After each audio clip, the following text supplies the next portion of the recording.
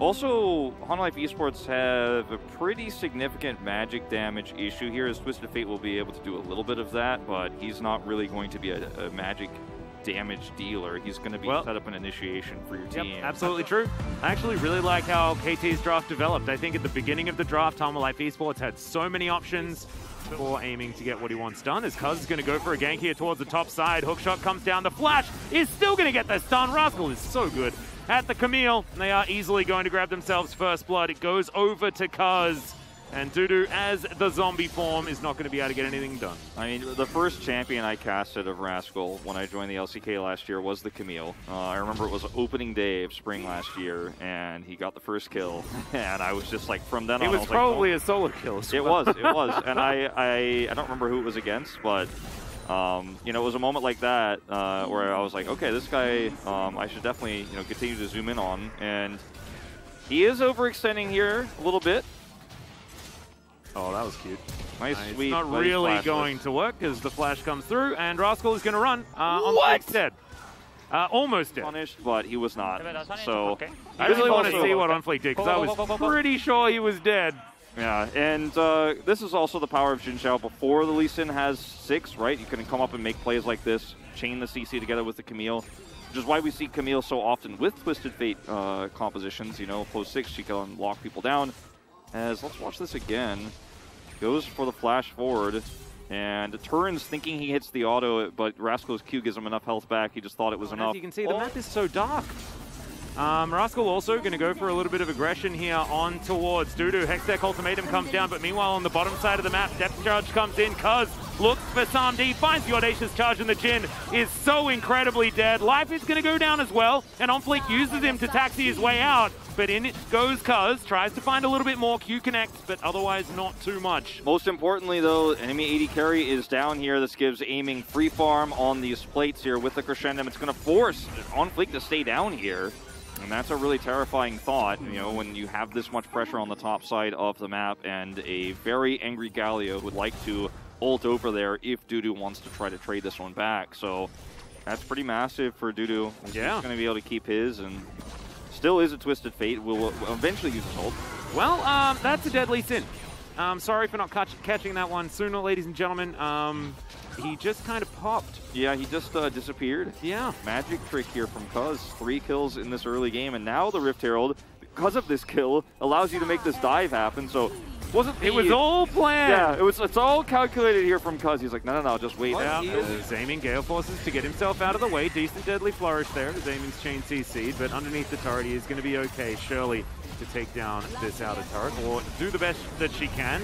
There's the Moonlight Vigil. This one's going to connect, but it's not going to quite do enough. Vikla flashes out of the way. The Crescent Guard comes in. Turret is still up in this mid lane. Not in the top lane, though. Rascal takes that one out, and this is 2 turrets now for the second Rift Herald. That's 1 charge worth of value, and now he's going on to OnFleek. Well, that's a kickback, but the Destiny is now finally pressed. That's what that button does. Very cool. The train's going to come through as well, and Rascal's really dead. He will be taken down here. OnFleek looking to try and secure it, and the Hextech Ultimatum comes out just to celebrate.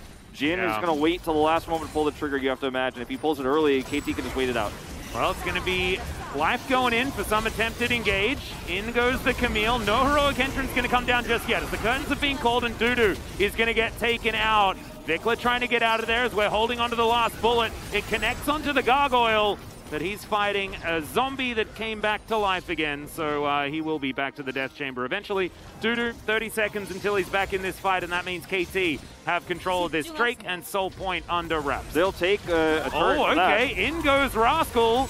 The heroic entrance is there, but it hasn't been pressed. There it is now, as OnFleek's going to have to flash get out of the way. And unfortunately, Karis is not going to be so lucky. The Twisted Fate, 100% surrounded, and will get taken out. And now it's Dragon time. Super clean. I literally said the words, KT will be happy to say, okay, you can have a turret, but we'll take Soul Point. But actually, they were not happy with that. They were like, okay, we'll actually take both. We'll kill everybody, defend the turret, and take the Drake, because they have the heroic entrance.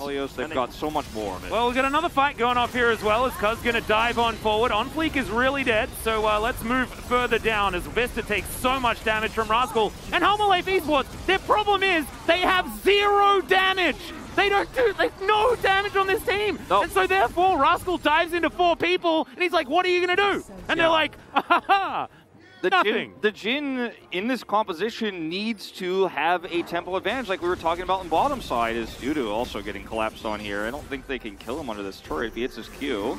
Well, Dudu Am I wrong? Just hanging out here, and that is some true damage, if you do not mind. Good sir. Yeah, I guess so. I guess he's just dead. If they don't do that, where's their fallback? Exactly. They don't have a fallback option at all, which is why we consider this not a great draft, because there's no flexibility in it. KT, though, they fall behind. They have defensive options. They have split push options. If it's Rascal, it's the only one that's winning, then they can play through him. Yeah, Things like this. If Aiming gets ahead, they can play through him, and it's really, really good. If you sign up for the gym but never go, you know, it's not going to make an impact. If you draft Meanwhile, this Rascal is like 1v4 again underneath the turret. This time he's going to go into his stopwatch as on fleek, going to get knocked up by the depth charge. Dredgeline comes in as well as Dudu is also going to die. Felt a little bit like that was an afterthought as he'll get knocked up. The curtains have been called, but I don't know whether it's for KT or for Harmwell Life Esports. But he does manage to find Aiming with that last bullet, as now the Destiny will come forward. Teleport back though from Rascal, and he is so scary. Karis goes into his Zhonya's just to watch as 4 members barrel in on top of him. And this is what we were talking about. If you don't find your advantages through aiming, it's all right. You've got a pretty big Camille. Yeah, 6-1-4 this game. That means that he hasn't done the maximum of his job, as this Baron is going down extraordinarily quickly. The Destiny has come in, but it's not. Oh, it almost gets the steal, but that is so much damage from aiming. Triple kill immediately, as the Aphelios just shows how many years were invested into collecting that Baron. Well, I mean, look, if we were talking about voting and stuff, like, I think Aiming might have just gotten some media votes right there. He definitely picked up a few media votes right there with that ultimate, and that's like Aiming can have the mad movie, Rascal can have the POG. Yeah, there you go. As the Nexus turrets will go down, the Nexus soon to follow. Harmwell Life Esports back to the drawing board after that one, I'm afraid. Yeah. Up until like 15 minutes or something like that. And from that point on, it was KT that took control when their composition hit the point where it wanted to.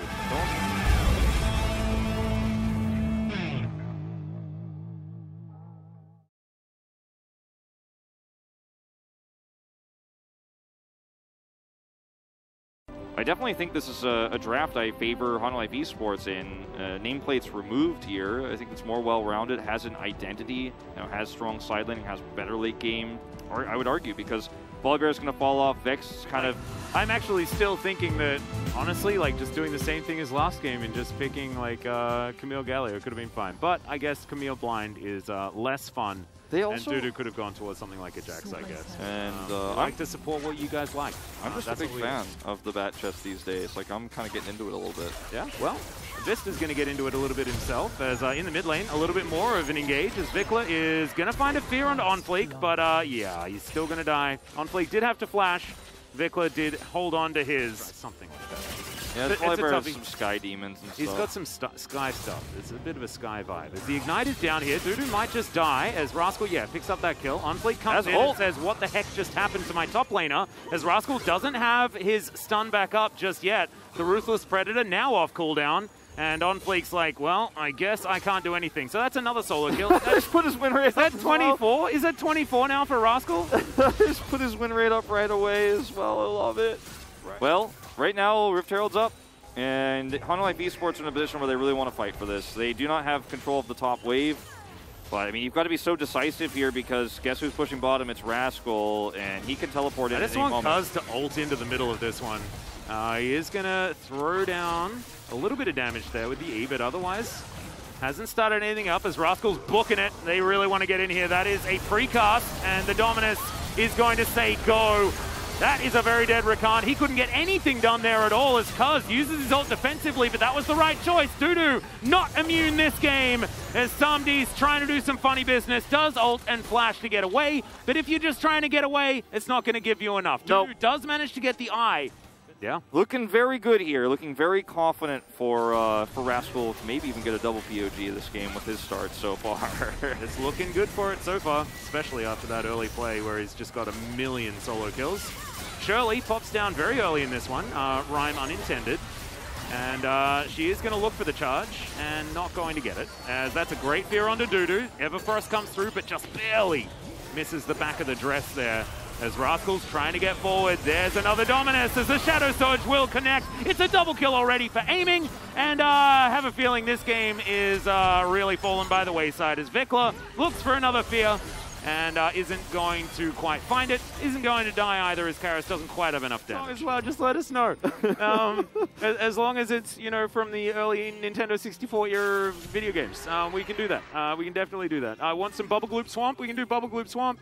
Okay, hold on. Vikla, yeah, might actually find something here as he's doing a lot of damage to Vista. Goes Golden at full health, and Rascal turns up. It was 3 versus 1, but now it's 3 versus 5. It's completely unfair. Dudu goes Golden with his Zhonya's. He tries to snip aiming, but aiming's just going to throw bullets at him. And now KT demonstrating that, yeah, there's just no hope for Harmwell Life Esports. This is the part of the song that's like dun dun dun dun dun dun. And not much is going to come from it. Mission failed. We'll get him next time. Oh no. Yeah, there were some exclamation marks above his head there, I think. Yeah. Hey, I mean, he made the attempt. You don't have any options as Harmwell Life Esports. We don't have surrenders in the LCK, so. True. Loyalty program comes down. That's going to shield up Vikla just a little bit. Samdi ulted, I think, as another decent fish. Shadow Surge did actually land there. So let's see whether Vikla actually decides to go back in. The turret is turned off as the Jinx is taken down. So now KT might have to back away. That was overly excited. Samdi wishes he still had that ult. Yeah. About as many items as he wants. No ults for KT either, really, across the board outside of the rocket. Yeah. Almost have. Okay, never mind. KT not going to be able to find their soul. Shadow Surge will come forward, though, as Vikla looking to lock down Cuz. He does have his ult available and does go immune for a little while, and it is going to be the bailout utilized onto the Crocodile, but it's just not enough. The Renata locks down the kill onto the Gwen, but it doesn't get the revive in time. Cuz now in trouble as well, as the Killer Instinct will come through now for Samdi. Life and Cuz now trying to fight this one off, but aiming is once again just dead. Have KT thrown this game? Like, what the heck? What is going on? They're definitely having some fun here, but I don't think they've thrown the game. I think they're still in firm control over it, but it's giving Harmwell Life Esports some opportunities. It's so frustrating to Cuz here as well as Life. He will die as the chains will arm. And now Samdi will lock down another kill, and this is just not to be great. fair, like, as Chorus, they need to make sure they don't get flanked, and once again, this time they don't know where Rakan's coming from. Yeah, it's a good little fear onto OnFleek, but now he's going to turn himself around, try and come back in again. Vista trying to be the hero as in goes Samdi into the back line, as it is going to be aiming, picking up the bailout this time. The bottom lane is destroyed, and now he's just popping off. He will be able to make this one work. Dudu going to go down as an afterthought, and KT, they get it right this time. They'll take down the top lane inhibitor, and they will move forward for the win. As Karis looks to try and get rid of Life, but if everyone just groups around aiming, they should be able to protect him. 2-0 and 5. Karis did his best, man. He certainly tried. He had some heroic moments, but Rascal getting a massive lead. Ooh, gets another one. Yeah. Very nice. Rascal getting a massive lead in this game, snowballing things so beautifully, aiming having such great setup. He wasn't performing, and Vikla comes in, and already you're seeing that this team's getting better. Certainly. Really exciting turnaround for KT in the most dire of hours in the... Thank you very much, guys. This is Jason for the POG interview translation, joined by Rascal, the solo POG from KT Roster. This marks the end of KT's 6th loss streak, and your chances of making playoffs has jumped to 32%. I am so desperate for the playoffs, and with this 2-0 victory, I think we have higher chances, so it feels great. Yeah, it's been a while, and the losing streak actually lasted longer than everyone expected. What was the communication like during that slump? So during the losing streak, you know, definitely the team atmosphere was really down. So we were kind of losing our confidence as well. But all together, as a team, we had a lot of discussion, you know, around the gameplay, and also we played a lot of board games together, you know, to build more teamwork. So we were able to kind of find some good synergy. Game number 1, KT. With the 4th pick Galio, we could see that Camille-Galio duo coming. But Hana Life played Cyan top. So what was that something you expected from them? I mean, they already had TF and they then banned Gwen, so I thought they were gonna pick Camille. So we were like actually hovering Camille for the 4th pick, but recently we didn't really practice Camille in scrims, and Galio himself alone is still really good, so we wanted to just lock in Galio first, but somehow they actually let Camille through as well, so we were able to complete that comp. And also, without any critical accident, we knew that we were going to win. And Divecom has become a meta draft these days. You know, it used to be in a poke into dive into poke, stuff like that. So how do you rate Divecom right now? I think it's mainly because one of the dive picks are very flexible. You know, they can go to multiple lanes, and also they have a lot of CCs, so it kind of actually buys more agency for the players. And Vikla, one of the emergency call-up players, is getting a lot of acknowledgements. So what was the process of building teamwork and synergy with him? Vikla, he's pretty bald, you know, and also he's really confident. So I hope he can keep that vibe and keep just doing what he's doing right now. Any message over to him? Let's work harder. We got this. Oh, Renekton has become signature pick of other players this stage, you know, Morgan or Doran. So how do you rate this champion in the current meta? I'm not sure whether it's really good, but today was the right situation to play Renekton. Then let's take a look at that solo kill highlight secured by Rascals Renekton. So at first, the trade was really good on my side. And then, even if Xin Zhao comes for a gank, you know, I was pretty sure that he will not able to get any value out of it in this situation. So I was really confident, like even going for the 2v1 together with Xin Zhao. So did you predict that OnFleek was coming for a gank? I mean, I was like, yeah, he might be coming. I was not 100% sure because I didn't have info. And Rascal, speaking of solo kills, you had 21 solo kills in 21 Spring, 22 in 21 Summer, and now you have stacked up to 23 so far, which means you are the 3 times back-to-back solo kill leader. I mean, yeah, if you have a very high record in the middle of the split, I do get to be a little bit more greedy about, you know, those stats, but I'm pretty sure, you know, that this might add more pressure to me, so I'm trying not to pay too much attention. And you said you are so desperate and thirsty for the playoffs, which means that your upcoming matches will be so significant. It will be against Lip Sandbox, Nongshim, and Genji. As long as we can keep this form and step up, every opponents are beatable, you know. We can still do it, and also I think we have to be playing with a lot more delicacy during the team fights, but if we can pull that off, we will still have potential. This was Rascal from KT Roaster, and I'm gonna toss it back to the 2 Shans at the carpet space. Thank you.